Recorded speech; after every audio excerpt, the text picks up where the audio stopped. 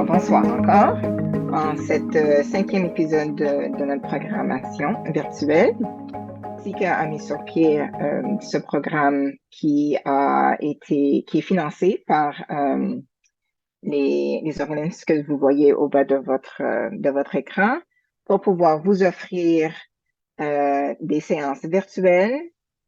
Aussi, à titre de rappel, ces ateliers s'adressent aux parents, aux tuteurs, aux animateurs, les gens qui vont encadrer, qui vont s'assurer que les enfants et les jeunes qui côtoient les coulisses du SICA jouissent pleinement des programmes que SICA leur offre.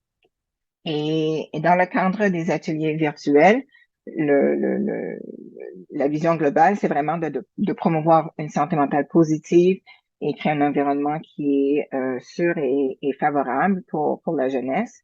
Aussi, vous offrir la chance d'acquérir des stratégies qui vont pouvoir vous aider à identifier la présence de problèmes potentiels ou actuels de santé mentale que pourraient vivre certains de vos clients, puis aussi pour vous doter de connaissances pour mieux les soutenir aussi.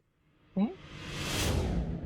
Alors, à titre de rappel, j'aimerais juste encore réitérer l'importance et vous montrer plutôt euh, la simplicité dans laquelle on peut expliquer ce qu'est la santé mentale. Alors, vous voyez à l'écran une forme en triangle avec les lettres A, B et C.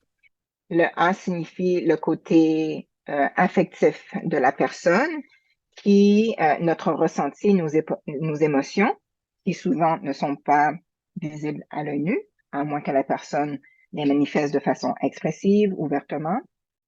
Je vais vous diriger vers la pointe du C, qui représente le côté cognitif ou les pensées de la personne.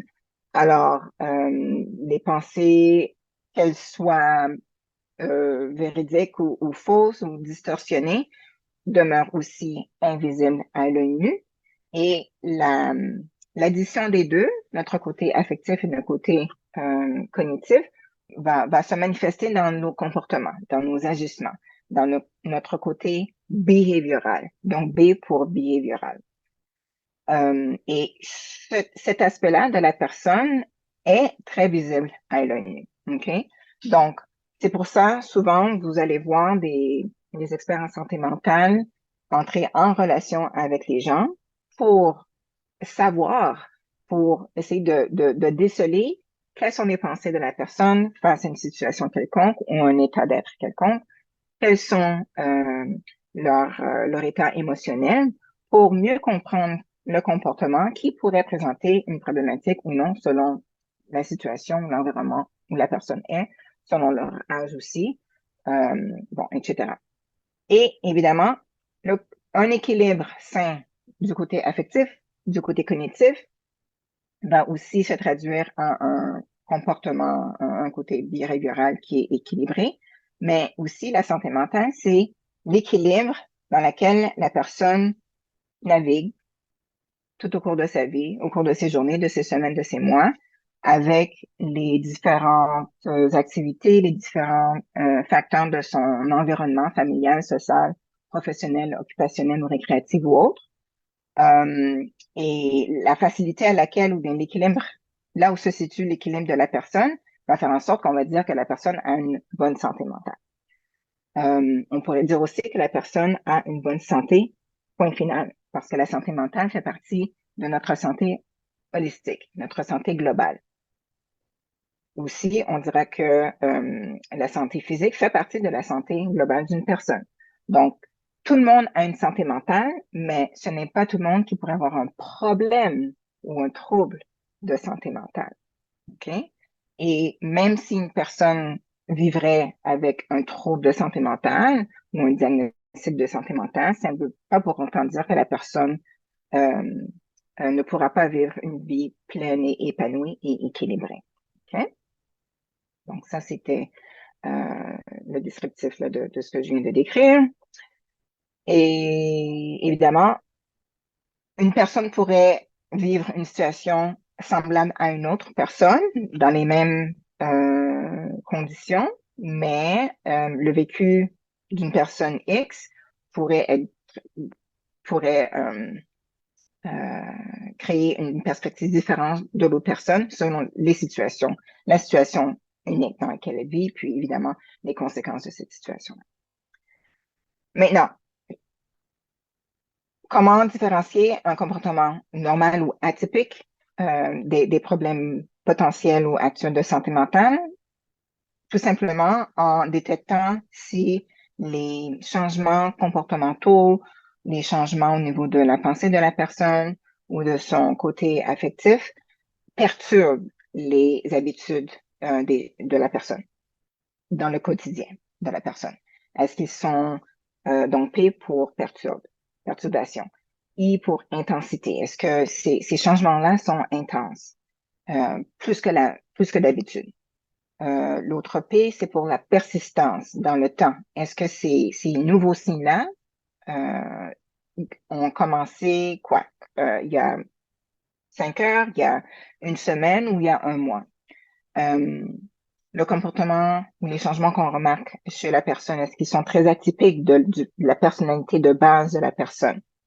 C'est un autre drapeau à considérer. Est-ce que les nouveautés sont fréquentes ou non chez la personne? Ça aussi, il faut le signaler. Puis, évidemment, le cumul de tous ces facteurs-là pourrait se traduire en des impacts négatifs qui pourraient avoir un impact sur l'environnement familial de la personne, l'environnement social, professionnel, récréatif, etc. OK? Alors, puis l'acronyme que j'avais trouvé, j'ai fait de mon mieux. En français, c'est un petit peu plus euh, challenging, comme on pourrait dire. P pour fin, donc P pour perturbation, I pour intensité, P pour persistance, A pour atypique, F pour fréquent et IN pour impact négatif. Okay? Aussi, on a mentionné que les troubles les plus courants chez les jeunes et chez les enfants sont les troubles d'anxiété, les troubles de déficit d'attention, d'hyperactivité, de dépression aussi, à quelque peu, et à quelques degrés, et troubles psychotiques ou troubles alimentaires. On pourrait se dire, mais pourquoi les troubles alimentaires? Mais les troubles alimentaires peuvent se pencher du côté déficitaire ou excédentaire.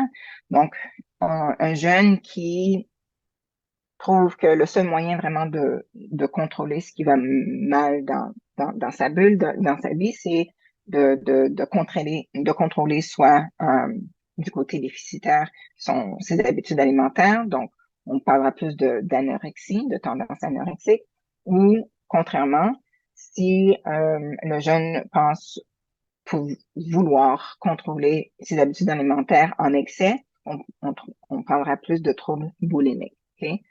D'une manière ou d'une autre, lorsque les caractéristiques que je viens de mentionner en termes de persistance, la durée de temps, puis le changement qu'on peut observer chez le jeune, lorsque c'est d'ordre alimentaire, c'est là que ça peut devenir important.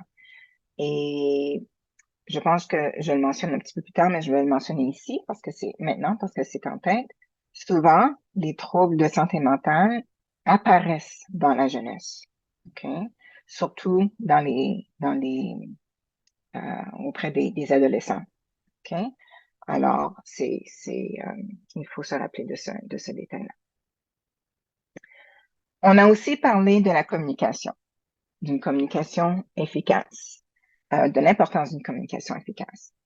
On a parlé du fait que se préparer mentalement et émotionnellement à débuter une conversation sur un sujet qui pourrait être sensible pour soi-même ou pour l'enfant ou le jeune, c'est important.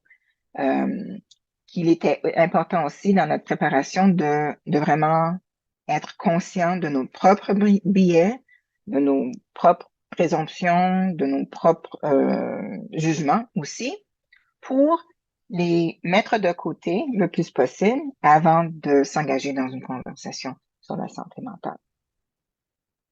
Parce que lorsqu'on se prive de faire cet exercice-là, habituellement, on risque de laisser filtrer ses jugements, ses biais, ses présomptions à travers notre communication avec la personne avec qui on interagit, on, on jase.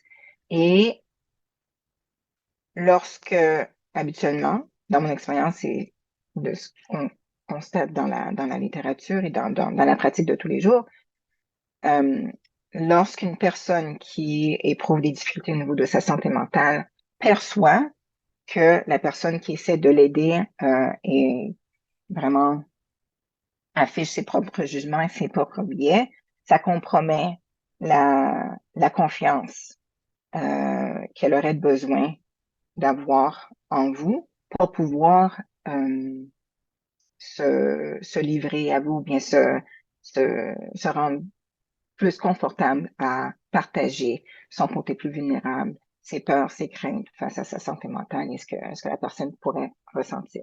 Et c'est d'autant plus vrai auprès des jeunes et des moins jeunes. Donc, autre chose à se rappeler en se préparant à interagir ou à avoir une conversation efficace sur le sujet de la santé mentale, c'est juste de limiter nos messages à 1, 2 ou 3 messages clairs au maximum. C'est ma suggestion. Pourquoi? Parce que, comme dans toute bonne chose, on remarque que, et moi je suis la première à être coupable de ceci, lorsque on pense en savoir beaucoup et qu'on veut vraiment, vraiment aider son prochain, la tendance naturelle, c'est de vouloir donner des solutions, des suggestions et ah oui, puis basé sur notre propre expérience de vie ou ce qu'on a observé. Et lorsque la personne qui reçoit vos informations, vos suggestions, est une personne qui a peut-être un petit peu moins d'expérience de vie que vous, surtout lorsqu'on parle d'enfants et de jeunes, c'est comme si on leur donnait un sac d'épicerie avec toutes sortes de choses, mais le sac d'épicerie devient trop lourd pour eux. Ils sont pas capables de vraiment absorber le tout. Pas parce qu'ils ne sont pas intelligents, loin de là, mais parce que c'est juste trop. On va trop vite. Alors, juste, ce qui est conseillé, c'est d'avoir des micro-conversations plutôt que des grands monologues et des conversations étendues. Là, je parle dans le contexte dans lequel vous allez vous retrouver avec des enfants qui naviguent dans les espaces du SICA lors de leur programmation. Lorsqu'on parle de séances psychothérapeutiques, que ce soit avec les enfants ou les adultes, c'est différent. Ensuite, on a aussi parlé d'écoute active, l'importance d'écouter activement, sans jugement. Pourquoi? Pour laisser place à l'empathie. Okay? Alors, lorsque vient le temps d'exercer une écoute active, on devrait entendre la personne qui est dans le besoin. On devrait entendre la personne qui est dans le besoin parler plus que la personne à qui elle se confie. Okay? Donc, moi, si je m'adresserais à Angela, par exemple, et je vois que Angela pourrait avoir de la difficulté ou vivre quelque chose de difficile, si vous seriez une mouche sur le mur, vous devriez plus entendre Angela parler et partager que moi, qui est là pour l'appuyer, la soutenir. Okay? Et évidemment, le plus possible, sans interrompre tout en éliminant les distractions. Okay? Et on y va de pas à pas en suivant la cadence de la personne. Okay? L'avantage aussi d'être bien préparé avant de s'engager dans une conversation qui pourrait avoir sur des sujets un petit peu sensibles, stigmatisantes ou sur lesquels on s'y connaît un petit peu moins, c'est pour éviter le plus possible d'émettre des commentaires invalidants. Okay? Des fois, ce n'est pas intentionnel et lorsque ça arrive, ben ça risque de compromettre la confiance qu'on a besoin d'établir pour avoir un bon échange et une bonne conversation empathisante envers l'autre. Okay? Okay. Alors, aujourd'hui, le sujet du jour porte sur les stratégies d'intervention et de soutien. Et on parlera des notions reliées aux mesures à prendre lorsqu'un problème de santé mentale est identifié. On parlera aussi sur comment apporter un soutien et un réconfort immédiat et aussi sur la notion de quand et comment s'adresser à un professionnel de la santé. Excellent, excellent. Donc, mesures à prendre lorsqu'un problème de santé mentale est identifié. Donc, à titre de rappel aussi, quelques statistiques très simples à retenir. Une personne sur 5 va présenter un trouble de santé mentale au cours de leur vie. OK? Donc, regardez la taille de votre famille, la taille de votre équipe au travail ou bien de votre classe d'étudiants à l'école, en classe, ou peu importe, lorsque vous allez à l'église ou bien au supermarché, il y a plus de personnes que vous pensez qui vivent avec un trouble de santé mentale autour de vous. Près de 70% des troubles de santé mentale commencent dans l'enfance, c'est ce que je mentionnais plus tôt, dans l'enfance ou l'adolescence. Et quelques signes à surveiller. Encore de petits rappels, des résultats scolaires qui chutent ou qui dégringolent, l'isolement social, donc soit qu'on évite notre famille, on évite des amis. Des fois, il y a des raisons très valables et très justifiables qui pourraient expliquer ceci, mais c'est un signe à se rappeler, à remarquer. Okay? Des excès de colère accentués par qui sont un petit peu plus fréquents, des changements d'habitudes alimentaires, comme je le mentionnais plus tôt aussi, mais aussi des changements au niveau du sommeil. On dort moins, on souffre d'insomnie, on a de la difficulté à soit s'endormir ou se maintenir en mode sommeil, qui pourrait avoir évidemment un impact à la longue sur notre humeur si on n'a pas un sommeil réparateur. Les consommations d'alcool ou de substances, d'autres substances licites ou illicites, un petit peu plus élevées que la norme, c'est de pratiquer des activités qui nous plaisent, qui nous donnaient du plaisir auparavant. Des fois, c'est un signe aussi.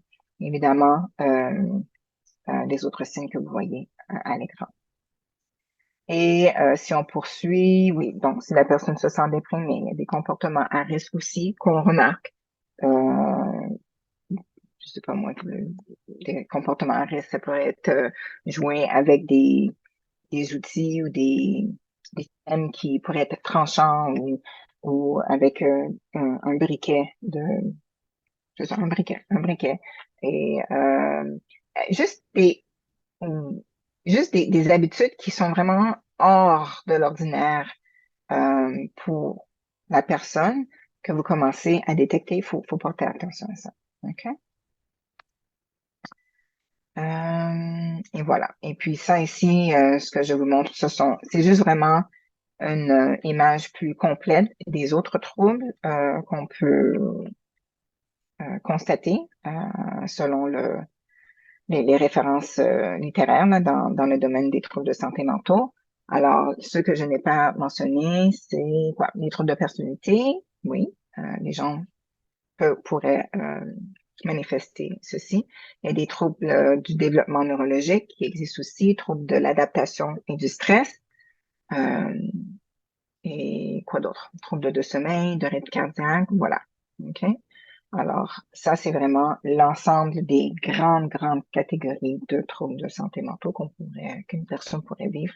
Et évidemment, comme toute maladie, soit physique ou santé mentale, une personne pourrait vivre plus d'un trouble, plus d'une maladie quelconque. OK? Et là, j'ai trouvé quelques petits bijoux. Ce sont des petites vignettes de 2, 3 minutes qui pourraient vous montrer, donner vraiment une image tangible de ce que ça pourrait être de vivre un problème de santé mentale. Alors, la première vidéo que je voulais vous montrer, c'est vraiment à quoi pourrait ressembler l'expérience d'une personne qui vit avec des hallucinations auditives. You are so stupid. Look at you. No, you can't. Stupid.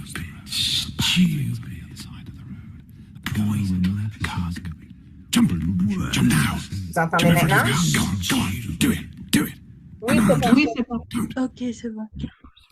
You got so stupid. Look at you. Stupid, stupid. Pointless. Touch you. Worthless. Touch that one. Stupid. Yes, you were. You touched that. So stupid. C'est un peu. Money to be independent and wealth generation for entertainment. I have no function for communication and investment. Coffee futures at 23% investment. I have to have Lord Shipper effect style corporate coffee.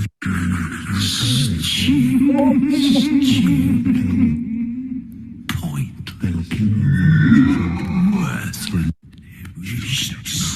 She knows. She knows.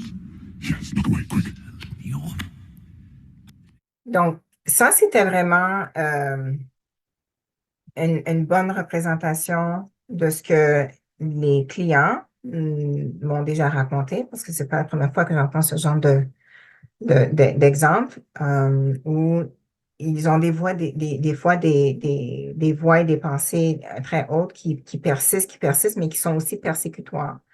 Et ce qui fait que par moment, selon leur niveau d'anxiété ou selon ce qui se passe, selon le degré de déséquilibre de santé mentale, ils vont être menés, surtout quand c'est vraiment consistant et persistant, soit à vouloir s'isoler et vraiment se renfermer ou à vraiment essayer de combattre ce genre d'hallucinations-là. Ça, c'était des hallucinations auditives, un exemple de ça. Mais comme vous savez aussi, il y a certaines personnes qui vivent des hallucinations visuelles. Oui, donc vous pouvez voir comme lorsqu'une personne vraiment est en déséquilibre assez intense et aigu et qui vivent des sensations comme ça, dans plusieurs cas, la personne va vouloir, c'est ça, être en mode combat. Pour combattre ceci, des fois, ce sont des voix qui, alimentées par leur vécu personnel, qui vont dire, qui vont cibler une certaine personne ou un certain type de personne. Des fois, ça peut être un professionnel en particulier ou les médecins ou je ne sais pas moi, la personne d'entretien ménager qui, pour une raison quelconque, ressemble à quelqu'un qui leur a fait du mal dans le passé, disons. Je prends un exemple comme ça, banal. Mais ça pourrait expliquer des fois des sauts des sauts de comportement, je ne voulais pas utiliser le mot attaque, mais c'est le seul mot qui me vient en tête. Des fois, ce sont des attaques vraiment insignificatives. Mais des fois, ça peut être des sauts de comportement qui sont plus, qui compromettent la sécurité des autres. Alors ça va être le deuxième exemple de vidéo que je voulais vous faire écouter. Alors, si j'ai bien compris les instructions, j'ai partagé mon son. Et là, vous devriez voir une mère qui est au centre d'achat avec son enfant qui a la particularité de ressentir les sens, visuellement, au toucher, au niveau de l'ouïe aussi, de façon très envahissante. OK? Et donc, je vais commencer le visionnement.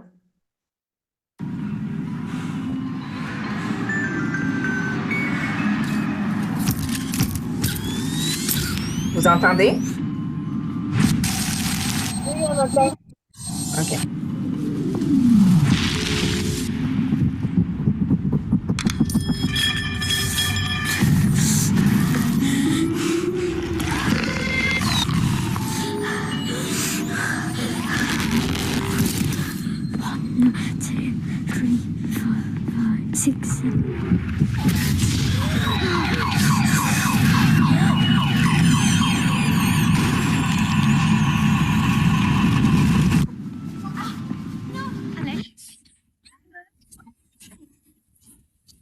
I'm not naughty.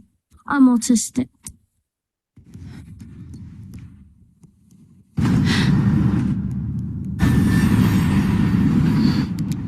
We're sorry, but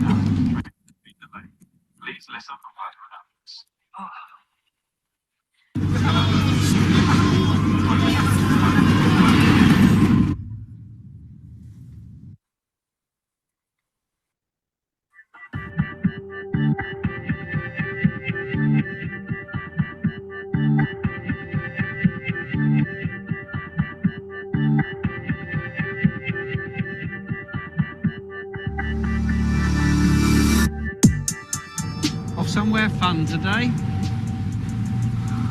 You all right?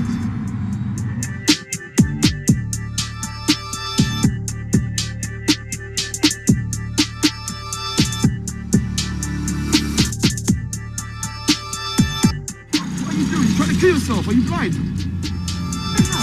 I'm autistic, and sometimes I get too much information.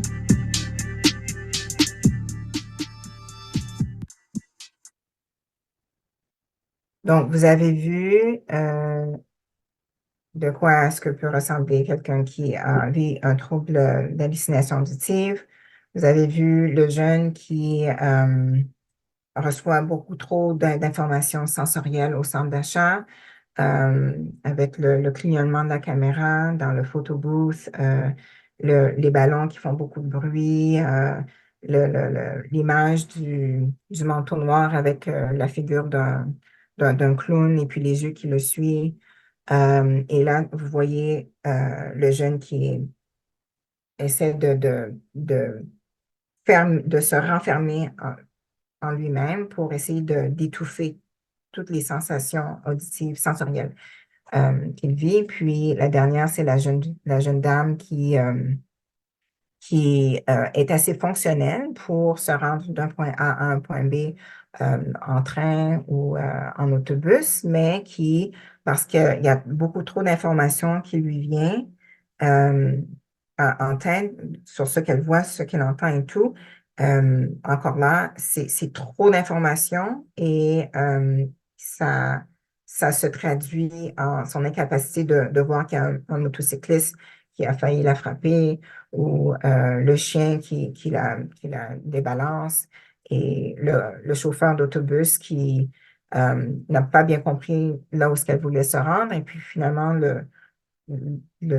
chauffeur d'autobus il semble la suivre pas à pas alors qu'elle continue sa route à pied. Partagez si vous pouvez. Vous pouvez lever votre main et ouvrir vos micros. Partagez un petit peu la situation que vous auriez observée et quelles étaient les pensées qui vous sont venues en tête sur la situation que vous aviez observée. À toi la parole, Sandra.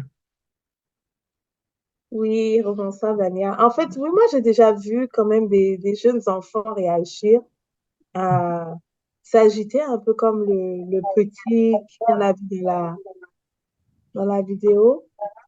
Mais comme je sais que c'est des cas de maladie, évidemment, c'est plus de la compassion hein, que je peux ressentir. Et en plus de l'enfant aux parents, parce que il y a, tu sais, les parents essaient de protéger, ils essaient de canaliser souvent, ce qui n'est pas très évident, donc tu te mets souvent à leur place, parce qu'il y a toutes sortes de personnes autour. Il y a ceux qui vont réagir violemment ou qui ne, tu vois, et il y a ceux qui vont bon, regarder de manière, et il y a évidemment ceux qui vont compatir. Donc oui, même récemment, au début de l'année, là, on était à un endroit et puis le jeune garçon était en train de s'agiter, de crier et tout ça. Et puis la maman, donc moi, instinctivement aussi, je suis maman, donc je suis allée vers la mère et tout. Mais ouais, on le voit souvent, ce genre de cas quand même, malheureusement. Et je trouve que les vidéos sont très illustratives parce que c'est comme si tu te mets dans la tête, n'est-ce pas, de la personne. Je me souviens que j'avais suivi un film sur le syndrome d'Asperger, je me rappelle, je sais plus trop là. Et là, c'est plus le volet intelligence qu'on voit. Au-delà du volet, oui, il y a des réactions, mais on voit que c'est un enfant super intelligent qui fait des choses plus que les autres. Mais il y a l'autre volet où tu vois, c'est plus le côté manifestation dérangeante peut-être, et puis, etc., quoi. Donc, ouais, non, c'est ça. C'est vrai. Puis, ce qu'on remarque aussi, Ben, c'est parce que ce qu'on me dit, parce que moi, c'est un de mes fils, mon premier fils est sur un spectre, puis il y a presque une année maintenant, il a développé la tourette, le syndrome de la tourette aussi, il y a des ajustements, il y a des vocalisations et tout. Euh, c'est que et dans plusieurs cas, l'enfant, le jeune ou même l'adulte, euh, s- leur situation ou leur état est tellement, comment que je pourrais dire, tellement non évidente que on pourrait le croiser sur le trottoir et puis ne pas se rendre compte que, bon, il y a quelque chose de particulier avec cette personne-là. Et là, tout d'un coup, le geste ou le comportement apparaît, survient, et là, on se dit, ah, ben, qu'est-ce qui se passe? Donc, par rapport à, j'essaie de faire une comparaison à quelqu'un qui pourrait avoir, je ne sais pas moi, une jambe cassée ou un bras cassé et qui a un plâtre. Donc, on sait déjà que lorsqu'on va croiser cette personne sur le trottoir, il faudra faire attention pour essayer de le contourner si la personne est en béquille, en chaise roulante ou bien à une attelle et puis si le trottoir est étroit. Donc, ça pour dire que du côté physique, c'est facile de s'adapter, de prévoir une adaptation comportementale sur de la personne ou bien de manifester de la compassion, de l'empathie verbalement si on a un trajet à interlocuter avec la personne. Tandis que lorsque c'est du côté de santé mentale, c'est pas nécessairement affiché sur le front de la personne que la personne vit quelque chose intérieurement. Hein. Et donc, ça peut en étonner plus d'un et ça peut aussi euh, susciter la curiosité et ou des regards qui pourraient déranger aussi, qui pourraient déranger aussi. Euh, mais comme tu l'as mentionné, Sandra, par, I guess, ressenti maternel, tu as été vers la mère pour la réconforter ou lui offrir de la compassion, etc.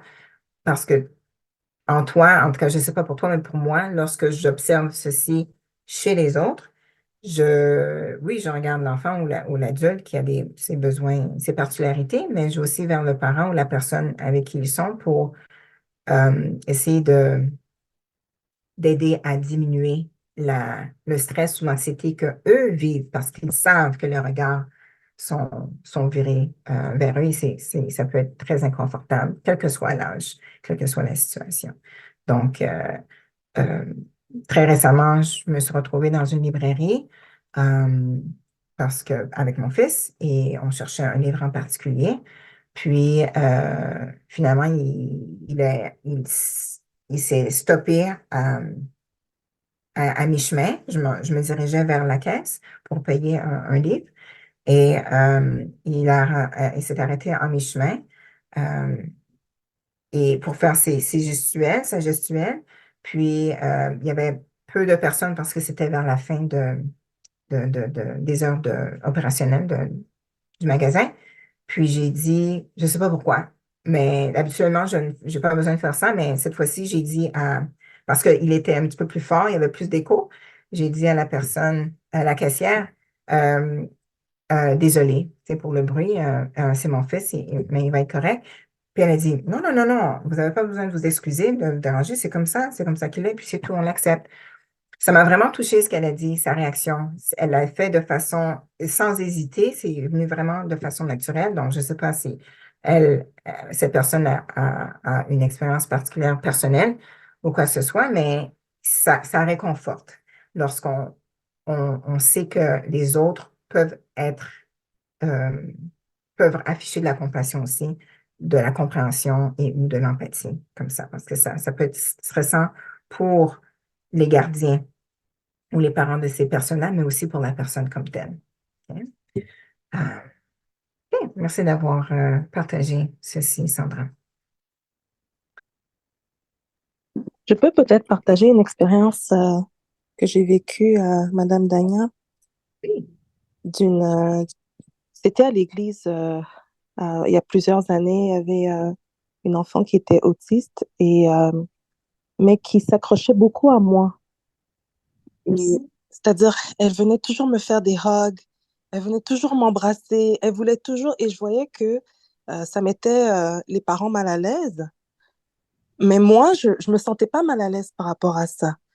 Et au contraire, je réagissais, mais ça me touchait vraiment parce que je me demandais pourquoi est-ce qu'elle me connaît pas, mais elle vient directement et à chaque fois qu'elle me voit pour me faire des rogues, et franchement, jusqu'aujourd'hui, je sais pas c'était quoi la raison, mais je me demande si, je sais pas, est-ce qu'il y a un lien, il y a quelque chose qui peut expliquer parfois certains comportements affectifs comme ça que ces enfants peuvent avoir avec des inconnus ou des personnes qui ne sont pas dans leur entourage immédiat.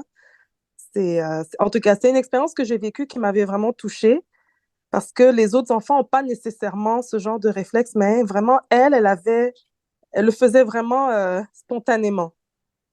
Donc, et c'est quelque chose vraiment, c'est une expérience que j'ai eue et puis ça m'a fait penser à ça tout à l'heure. C'est très particulier, en effet, lorsque ça nous arrive. Et c'est touchant aussi de voir ceci. Puis, en même temps, l'envers de la médaille, c'est aussi que ça pourrait être un petit peu, pas nécessairement dérangeant, mais gênant pour les personnes qui sont chargées de la sécurité tu sais, de l'enfant. Surtout lorsque tu le mentionnes très bien, tu es étrangère à cet enfant-là. Cet enfant-là agit comme si elle te connaissait depuis toute sa vie. Écoute, lorsque ça arrive, il y a mille et une raisons pour lesquelles ça pourrait arriver, comme aussi il y a mille et une raisons pour lesquelles cette même fillette aurait pu avoir un regard vraiment méprisant et très, très négatif envers toi. Si ton aura, ta façon de parler ou l'image que tu projettes est associée avec le négatif ou le positif. Probablement qu'elle a eu quelqu'un dans sa vie à qui tu lui as fait penser. Quelqu'un qui était bienveillant envers elle et elle s'est sentie tout à fait confortable. Comme c'est peut-être parce que tu ressemblais à une de ces personnes-là ou peut-être que c'était une tante ou une cousine ou une marraine qui n'est pas nécessairement dans le même milieu géographique qu'elle et puis mais qu'elle a connu au cours de sa vie. Puis il y a sûrement, il y a eu une attirance émotionnelle, ça c'est sûr, à savoir pourquoi il faudrait jaser avec ses parents pour le savoir. Mais moi, j'accueille ça comme des cadeaux, comme des cadeaux. Tout comme lorsqu'on rencontre un étranger ou une étrangère avec qui on s'entretient, on a une bonne communication pendant le trajet d'autobus ou pendant le trajet du train ou en avion. Et on se dit, oh Dieu, wow, j'ai une très belle conversation avec cette personne-ci. Puis après ça, on ne se revoit plus jamais. C'est le fruit du hasard. C'est le fruit du hasard. Oui, donc de ce que tu nous as décrit, elle se sentait très, très, très à l'aise avec toi. Puis tu dis, c'était à une église, mais est-ce Oui, que c'est que tu fréquentais oui, régulièrement ou bien? oui. Oui, je OK. fréquentais régulièrement l'église, mais je veux dire, il y a plusieurs personnes dans l'église. Donc, le fait qu'elle venait directement vers moi, vraiment, j'étais vraiment Flatté. étonnée et Oui. vraiment flattée, effectivement, mais c'est drôle parce que quelques temps après, j'ai accouché d'une petite fille avec le même nom, le même prénom que cet enfant-là. Donc, pour Il y a moi, c'est quelque ça, c'est chose comme de... un cadeau. Exactement, exactement. Ah, c'est bien, c'est un bon partage. Merci beaucoup. OK. Alors, on va poursuivre. Merci pour ces partages. Et donc, lorsque vous commencez à constater certains changements, ce que je vous invite à faire, c'est vraiment juste d'énumérer, soit mentalement ou bien sur papier, selon la circonstance, les, les changements que vous constatez. Évidemment, plus vous connaissez l'enfant ou le jeune, euh, tout comme si vous êtes parent d'enfants aussi, puis vous constatez des changements, organisez-vous pour vraiment dresser une liste assez globale pour voir si vraiment ce sont des présomptions qui sont non fondées ou non. Mais souvent, lorsqu'on fait état lorsqu'on on dresse un bilan, euh, ça peut davantage nous ouvrir les yeux sur une situation qu'on pensait être banale, puis en fait, il y a peut-être anguille sous roche. OK? Et surtout, noter par un astérix ou en cerclant, en soulignant certains comportements, ceux qui ont commencé, c'est-à-dire ceux qui perdurent dans le temps. OK? Donc, parce que en faisant ce genre d'analyse-là ou de bilan, ça va vous aider à vous préparer pour une conversation éventuelle avec un professionnel en la matière. OK? C'est tout comme lorsqu'on va chez le médecin parce que on vit une série de symptômes qui fait en sorte que, bon, après 2, 3 jours, ça fait, on a encore une fièvre, on a encore une toux, la gorge qui est enflammée. Il faut déterminer si oui ou non il y a lieu à prendre des antibiotiques. Vous allez vous retrouver au cabinet du médecin, vous allez dire au médecin, ben, vous allez faire le bilan de vos symptômes. Et voilà, donc c'est pas différent que de gérer une situation de santé physique dans le cadre d'une santé mentale. OK?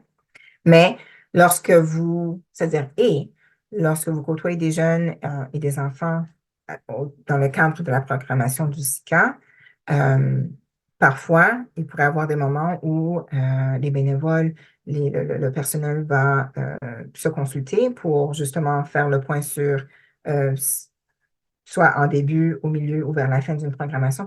Donc, tu sais comment ça s'est passé pour une activité X ou Y. Et c'est là que, en conversant en équipe, on pourrait peut-être avoir une image plus claire, plus globale, plus complète des constats que tous et chacun ont remarqués de leur côté, mais ne s'étaient pas pour autant donné la peine de partager ensemble parce que ça semblait tellement anodin. Donc, comme j'ai commencé à le faire pour vous faire remarquer que le même comportement ou les mêmes réactions qu'on a lorsqu'un un jeune ou un enfant a des problèmes en santé physique, c'est la même chose que je vous conseille de faire pour quelqu'un qui pourrait avoir un déséquilibre au niveau de sa santé émotionnelle ou mentale. OK? Euh, il faut tout d'abord, c'est ça, dresser une espèce de bilan, une liste qui va vous permettre de faire un petit dépistage. OK? On ne parle pas de faire une investigation scientifique, mais juste un petit dépistage. Et ceci va vous mettre en meilleure position pour prévenir peut-être l'aggravation d'une situation qui nécessite une intervention. OK? Donc, dépistage, prévention et intervention précoce vont minimiser les impacts négatifs qui pourraient vraiment émerger si ce n'est pas pris en charge à court et à long terme. Puis, ce que je peux vous confirmer, c'est que peu importe là où est-ce que vous vous situez, en tout cas, de ce que je connais, surtout en milieu urbain, je pourrais dire la même chose des milieux ruraux, mais peut-être moins, étant donné le bassin de ressources est un petit peu moindre. Il y a beaucoup, beaucoup de ressources pour les jeunes. En milieu scolaire, en milieu communautaire, là où il y a des activités récréatives et sociales. Donc, vraiment, il faut ne pas se gêner pour demander à obtenir des informations. Et même si ce sont des informations pour lesquelles vous n'êtes peut-être pas sûr et certaine de vouloir agir dessus, mais au moins vous procurez ces informations, vous les mettre en anglais on dit your back pocket, ou bien dans votre poche, pour que lorsque vous allez prendre une décision et puis vous allez voir que finalement, je pense que j'ai besoin vraiment de consulter, d'appeler, d'envoyer un courriel ou de me rendre sur place, au moins vous auriez l'information déjà en main. Il vaut mieux être préparé. OK? Donc, on passe maintenant au deuxième volet et ça enchaîne vraiment bien avec le premier volet. Comment apporter un soutien ou un réconfort immédiat auprès du jeune? C'est sûr que plus vous êtes proche de l'enfant ou du jeune, comme je l'ai mentionné plus tôt, mieux vous êtes placé pour vraiment dresser un beau bilan et de constater les nuances, les différences au niveau comportemental, de leurs pensées, de leurs expressions, leur état d'être. Ceci dit, surtout, ben non,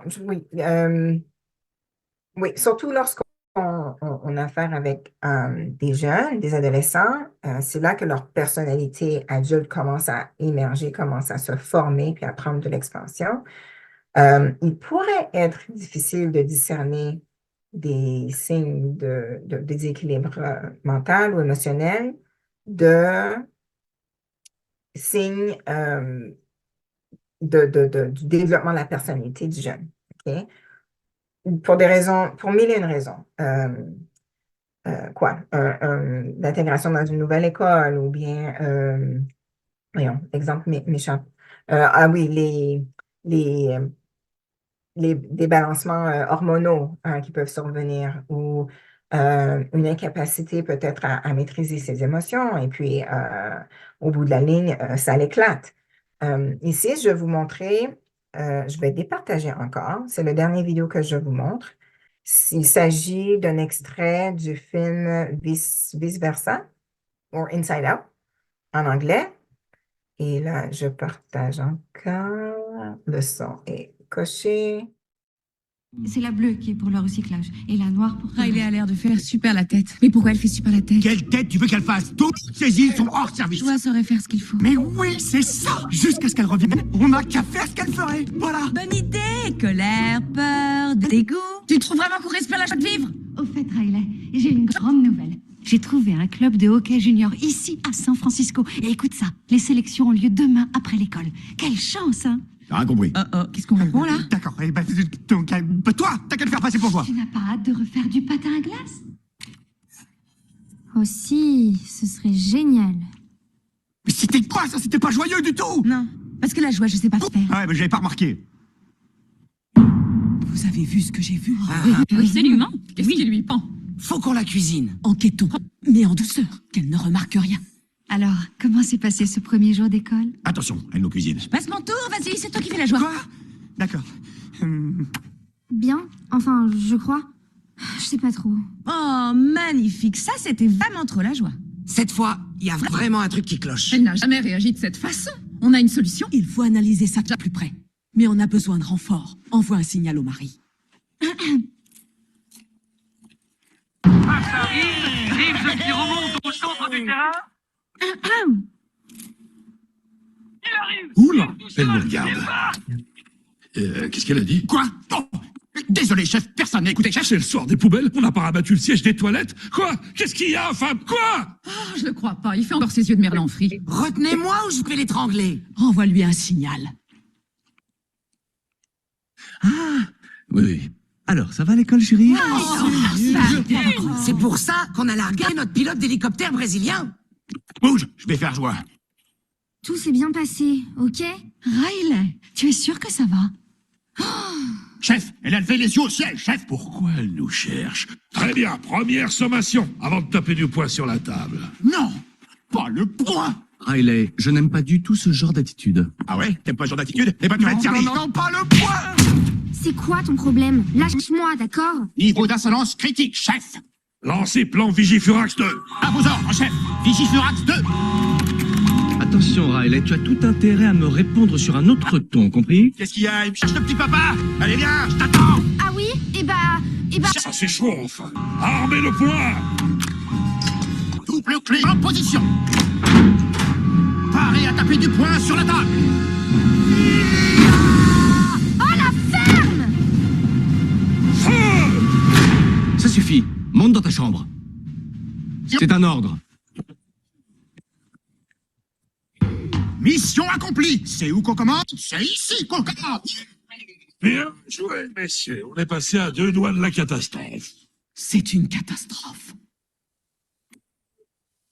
Je retourne à la présentation principale. Donc, ici, ce que je voulais vous montrer, justement, c'est ce dont je mentionnais tantôt. Des fois, il y a des problèmes qui vont ressurgir de façon très surprenante, mais ça ne veut pas nécessairement dire qu'il y a un problème de santé mentale franc. Des fois, ça fait partie de juste du développement de la personnalité du jeune et de l'enfant. Mais ce que j'aime bien dans cette illustration, c'est que ça montre vraiment les différents types d'émotions de base qu'une personne, maman, papa, et enfant pourrait vivre et qui pourrait mieux expliquer qu'est-ce qui se passe, la dynamique qui se passe, si on avait la capacité d'aller dans la tête des gens et de voir vraiment la conversation interne qui se passe. Alors, donc, c'est sûr, il pourrait avoir la confusion face à ça, mais c'est ce qu'on a bien visionné. Puis, donc, c'est ça, ce sont des exemples voyons, de vécu, d'expérience, quoi, que tous et chacun pourrait vivre. Maintenant, ceci voulait m'amener à vous montrer une illustration qui a l'air un petit peu compliquée, mais qui vaut vraiment la peine de s'y pencher. C'est vraiment, c'est une roue d'émotions où les émotions de base, donc colère, tristesse, dégoût, peur, joie, honte, prennent une place centrale dans le vécu de chacun d'entre nous, quel que soit l'âge. Et ce qui est intéressant dans cette illustration ici, c'est que ça montre certains signes qui vont définir comment est-ce que la colère pourrait se manifester chez une personne, la honte, la joie, etc. Donc, par exemple, voyons, le caractère ou le comique, voyons, le bonhomme en tout cas qui manquait dans l'animation que je viens de vous présenter, c'est la joie. Je ne sais pas où elle était partie, je ne me rappelle plus, mais la joie, c'est l'émerveillement, la réussite, la rencontre, la gratitude, c'est la gaieté, etc. La peur, par contre, a démontré l'inconnu, l'insécurité, l'indécision, l'ambivalence. Et évidemment, la colère représentée par les bonhommes en rouge, tant chez la mère que le mari et l'enfance, démontrait un manque démontrer une certaine autorité qui exige d'afficher sa puissance, l'autorité, la frustration à quelques degrés, etc. C'est important de s'attarder là-dessus parce que parfois, les gens pensent que les enfants pensent que les émotions des enfants sont peut-être un petit peu moins importantes à gérer. Et je peux vous dire que c'est tout à fait faux.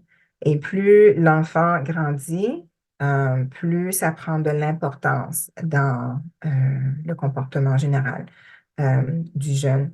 Donc, ce que j'aimerais vous amener à reconnaître et à observer autour de vous, c'est vraiment de reconnaître qu'une fois que vous reconnaissez peut-être un type d'émotion, un comportement émotionnel, surtout auprès des jeunes et des enfants, essayez de leur poser la question à savoir quelles sont les sensations qu'ils ressentent. Est-ce qu'ils ressentent de la chaleur, de la froideur, de la nervosité, des angoisses, etc. Puis, c'est important de s'attarder à ceci pour que par la suite, on puisse être à l'affût de ces sentiments-là. Parce que souvent, avant qu'une personne perçoive qu'elle vit une émotion quelconque, il y a des sensations qui sont très communes, OK? Presque même prévisibles, OK? Donc, moi, comme exemple, je vais me prendre comme exemple, je sais que si je dois aller à une compétition de taekwondo ou bien si j'ai une présentation à faire auprès de gens que je connais moins sur une scène publique très, très large. Puis dans ma tête, je me dis, oh my God, c'est gros. Je vais avoir des réactions au niveau du battement cardiaque, un petit peu plus rapide. Ma respiration va être beaucoup moins profonde, mais plus fréquente. Des fois, je vais avoir les mains moites. Et si je ne me rends pas compte de ceci, mais je vais manquer ma chance de me reprendre en main et de faire ce que je sais qui fonctionne pour moi, pour me ressaisir et puis pour diminuer le plus possible l'anxiété, la nervosité, des fois même la frustration que je pourrais vivre contre moi-même parce que je me dis, écoute, ça fait 1001 présentations que tu as faites. Pourquoi te sentir avoir le trac de la scène? Mais c'est comme ça. Il y a des personnes qui sont faites comme ça et moi, j'en suis une. Et donc, en faisant cette analyse et en remarquant ces signes, on peut d'emblée passer aux besoins. Okay? Donc, si vous voyez à l'écran ici, je vais prendre l'exemple au bas de votre écran, vers juste au-dessous de la moitié de votre écran, c'est écrit la peur.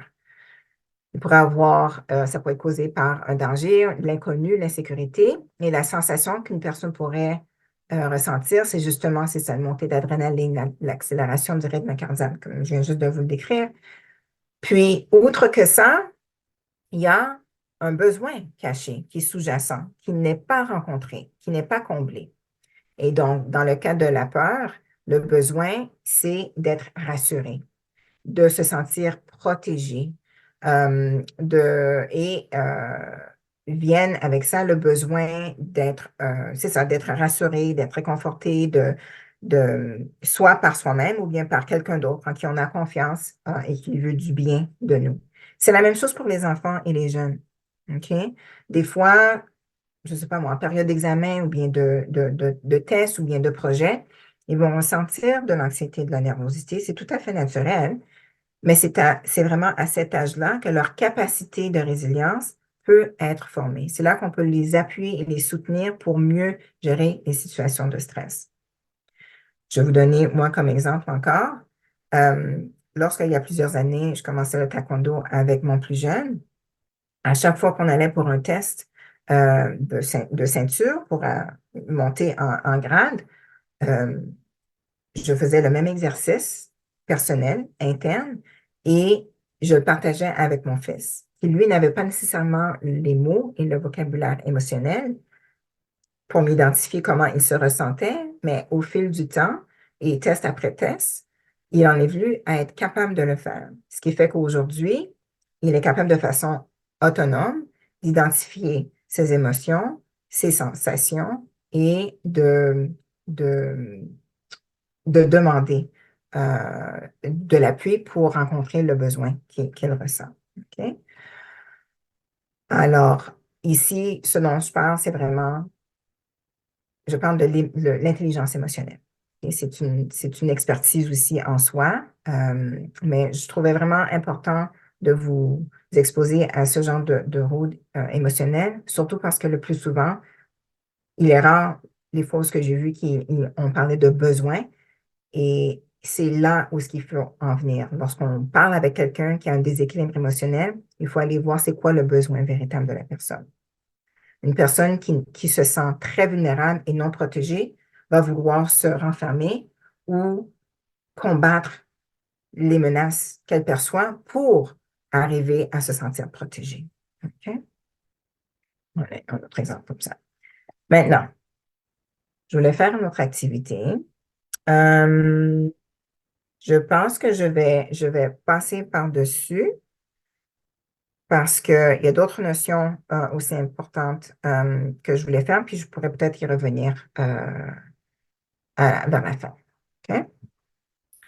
OK, donc on va poursuivre. Un instant, je vais juste voir si on se fait mes notes. Ça vous quoi? Oui, non, je vais retourner. Je ne vais juste pas passer trop de temps là-dessus. Donc, ça, c'est une activité qu'on utilise souvent avec les adultes qui fréquentent nos services de groupe thérapeutique à mon bureau. Mais je pense qu'il a du mérite pour se conscientiser sur les choses qu'on pourrait dire auprès des jeunes ou autour des jeunes à propos d'eux qui pourraient être blessants. OK? Et ce que j'aimerais vous proposer, c'est juste des énoncés négatifs qu'ils pourraient entendre, qui ajoutent, pour faire le lien avec les foulards que vous voyez à l'écran, qui ajoutent des foulards sur les personnes et la personne ne reconnaissant pas l'impact de ça, va accumuler les énoncés négatifs qu'ils entendent sur eux et ils vont se promener quotidiennement, n'importe où, avec ces foulards-là encore sur eux autres. Ça va faire plus de sens lorsque vous allez entendre les énoncés que je vais vous présenter. Donc, donc, l'activité, je vais vous décrire à quoi ça ressemble. Il y a quelqu'un qui vient au centre d'une salle, assis sur une chaise, et une autre personne va faire exactement ce que je vais faire maintenant. Je vais vous donner des énoncés négatifs, et à chaque fois imaginez-vous qu'à chaque fois que je dis ces énoncés négatifs, j'ajoute un foulard sur vous, sur votre corps, n'importe où, OK? Mais le foulard reste sur vous. Alors, premier énoncé, tu ne réussiras jamais dans la vie. Tu n'as pas ce qu'il faut. Tu abandonnes toujours tout. J'ajoute un premier foulard.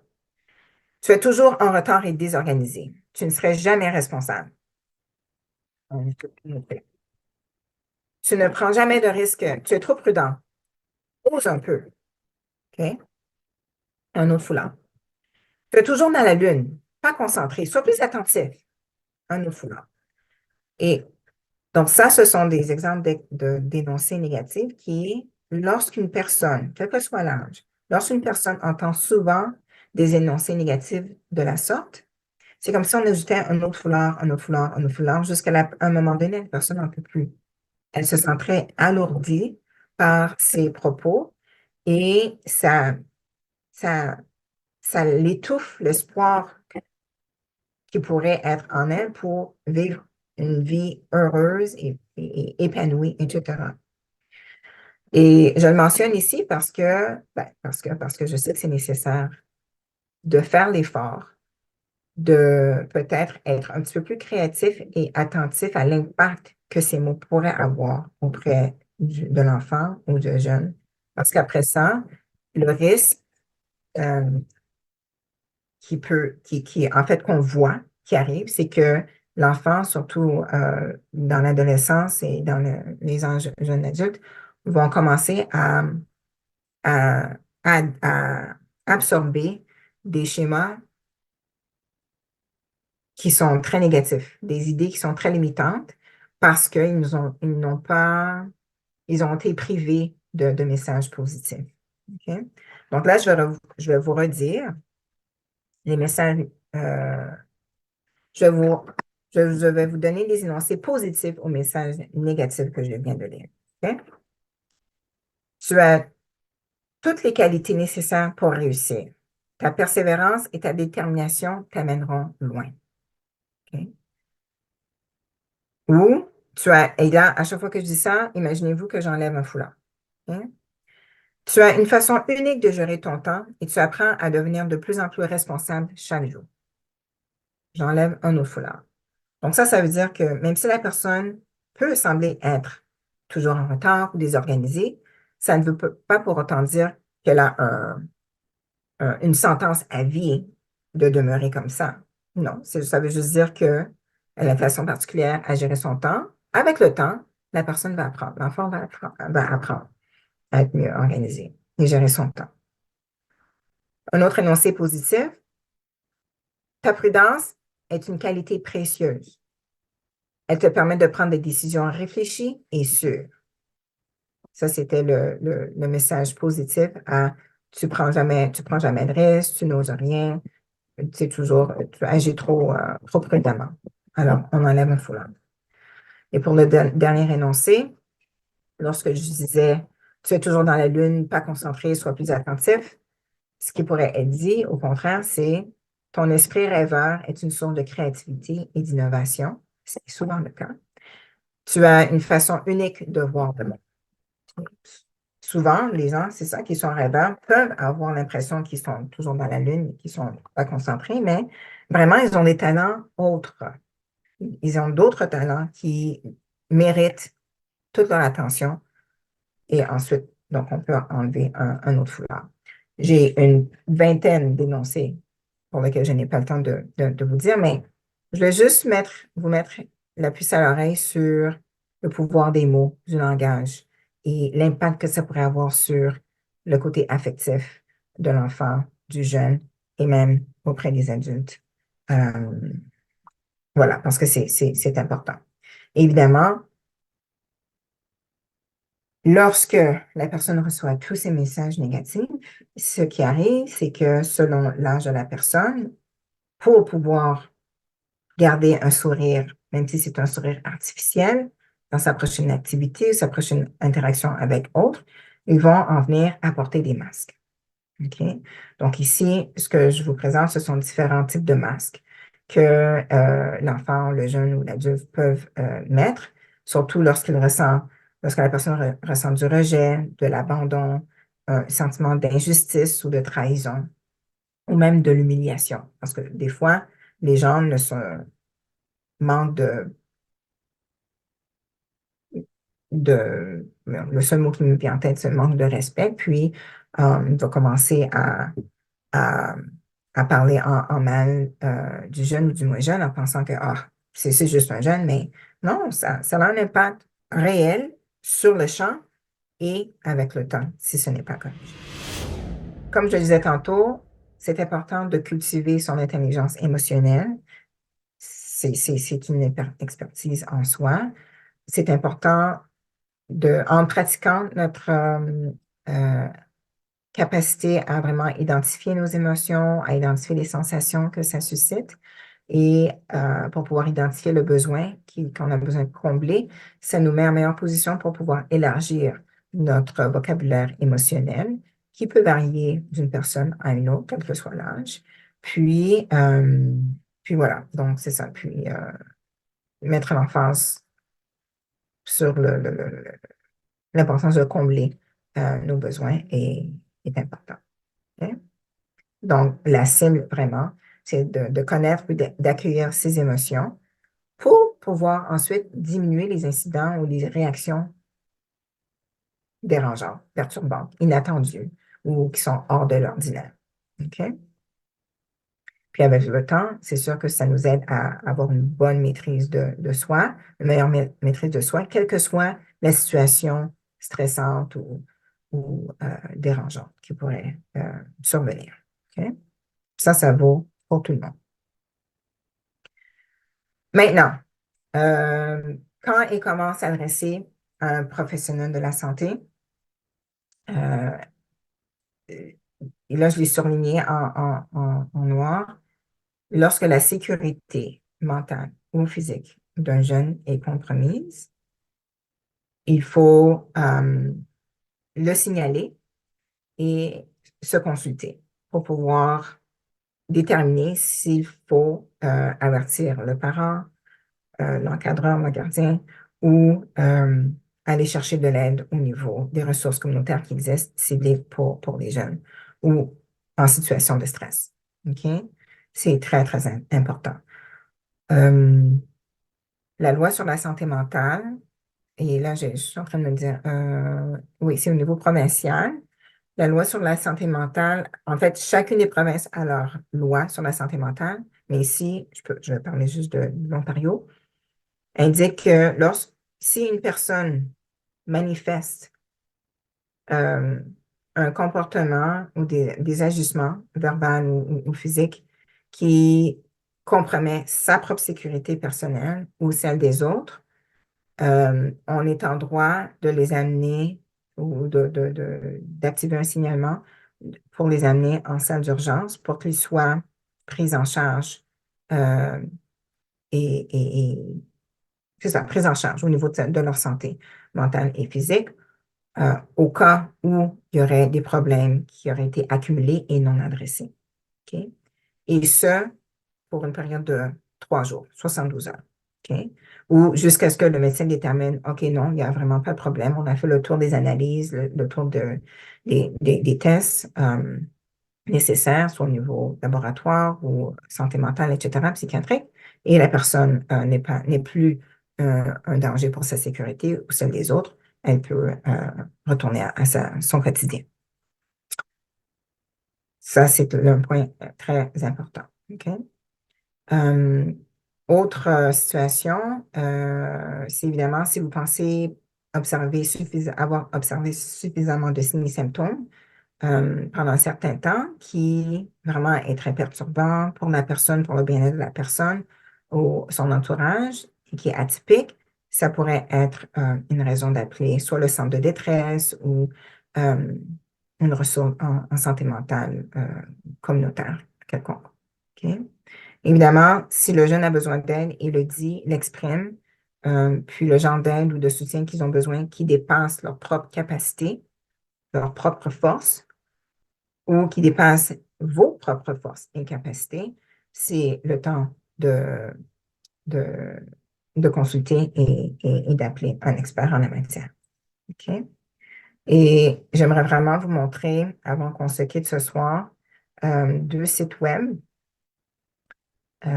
qui affichent le genre de soutien, de service que vous pourriez avoir accédé. Mais avant, je veux juste m'assurer que... OK, c'est bon. Ce que j'indique ici, c'est que quand vous prenez rendez-vous avec un professionnel, dites-leur d'avance si vous voulez juste leur opinion, leur recommandation, ou si il est nécessaire d'agir pour amener la personne vers un professionnel comme soi. Indiquez aussi le besoin à combler. OK? L'erreur que je vois souvent, c'est que les gens se fient sur l'expert en santé mentale pour leur donner des solutions, mais eux autres ne connaissent pas votre vie. Ils ne connaissent pas la situation individuelle de la personne pour laquelle vous avez appelé. Donc, vraiment exprimer ce que sont vos besoins ou vos inquiétudes aussi, vos préoccupations pour qu'ensemble, vous puissiez prendre une décision. OK? Un détail important que je n'ai pas inclus ici, qui me vient en tête, si la personne est âgée de 16 ans, oui, je crois bien que c'est 16 ans, ils sont considérés comme pouvant prendre des décisions pour leur propre santé, leur propre sécurité. Peut-être, Sandra, tu connais plus, tu pourrais me corriger. Donc, dans ce cadre-là, ne soyez pas offusqués, surtout si vous êtes parent et c'est de votre enfant qu'on parle. Si le professionnel de la santé vous dit qu'ils auraient besoin du consentement de l'enfant, de l'adolescent, c'est-à-dire, pour que vous puissiez leur parler ou faire partie du rendez-vous, etc. OK? C'est souvent un détail important que les adultes ne savent pas vraiment, surtout si c'est leur premier contact avec un professionnel de ce genre. OK? Donc, vraiment, vous n'êtes pas seul, mais la seule chose, c'est qu'il faut aller vraiment vers les services qui sont disponibles. OK? Ici, là, je m'adresse particulièrement à Sandra et à Angela. C'est quelque chose que je voudrais juste vous montrer, à tous et à chacun aussi, mais étant donné que on parle du SICA ici, c'est de vous montrer le processus de gestion de crise si une crise survient. OK? Donc, je ne veux vraiment pas passer beaucoup de temps là-dessus. Je veux juste mentionner qu'il serait important que s'il y a une situation ou un incident qui survient, de documenter ce qui a l'incident comme tel, d'assurer un suivi psychologique ou de santé mentale ou de détresse, communiquer de façon interne avec le groupe clé du SICA, donc le personnel et ou les bénévoles qui auraient été impliqués dans l'incident. Ensuite, à l'extérieur de l'activité comme telle, il faudrait faire une mise au point, une analyse, une évaluation de la situation pour pouvoir déterminer si il y aurait des mesures qu'on pourrait ajouter ou modifier sur place pour prévenir un autre incident de ce genre. OK? Et aussi, pour le pousser davantage, on pourrait aussi aller peut-être se chercher des réponses au niveau légal et autres pour pouvoir déterminer si il y a des choses qui manqueraient à nos procédures et nos politiques, etc. Et finalement, de communiquer qu'il y a eu un incident, pas besoin de communiquer le détail, tout le détail comme tel, mais de communiquer qu'un incident a eu lieu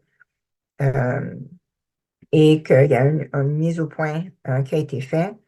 Et voici les améliorations ou les actions correctionnels qui vont être apportés pour le prévenir est tout à fait en droit et je pense que ça montre aussi un respect envers les gens qui sont responsables de la sécurité des jeunes. OK? Donc, c'est tout ce que je voulais vous montrer en termes du processus de gestion de crise. Ça, en soi, ça pourrait être un atelier à lui seul. Merci, Daniel. Bienvenue, bienvenue. Alors, ça, ce sont les ressources que j'aimerais peut-être qu'on mette dans le chat ou prenez une photo si vous pouvez, jeunesseJécoute.ca en anglais ou en français. Ils ont plusieurs, ou en anglais, c'est kidshelpphone.ca. Ils ont beaucoup de ressources très utiles et surtout pour la clientèle afrodescendante. Okay? Je vous invite à visiter. Puis aussi, un deuxième site, Counseling Connect, ou bien, voyons, Counseling on Connect, c'est petit ici, mais bref, www.counselingconnect.org. Eux autres aussi ont des pages spécifiquement pour la clientèle afrodescendante et pour les jeunes aussi, les jeunes et les familles. OK? Donc, je pense que c'est ça. C'est ça que j'avais comme conclusion. Et au prochain atelier, on se penchera sur renforcer la résilience et comment bien soutenir de façon continuelle. Okay. Merci à tous. Merci, Dania, pour ce magnifique atelier. Franchement, tu ne fais que nous épater. Et la vidéo, le petit film que tu as mis, franchement, ça m'a beaucoup touché, ça m'a beaucoup parlé en tout cas. Franchement, ben, on te remercie encore et puis on espère te retrouver très bientôt au prochain atelier. On espère que les autres pourront se joindre également à nous.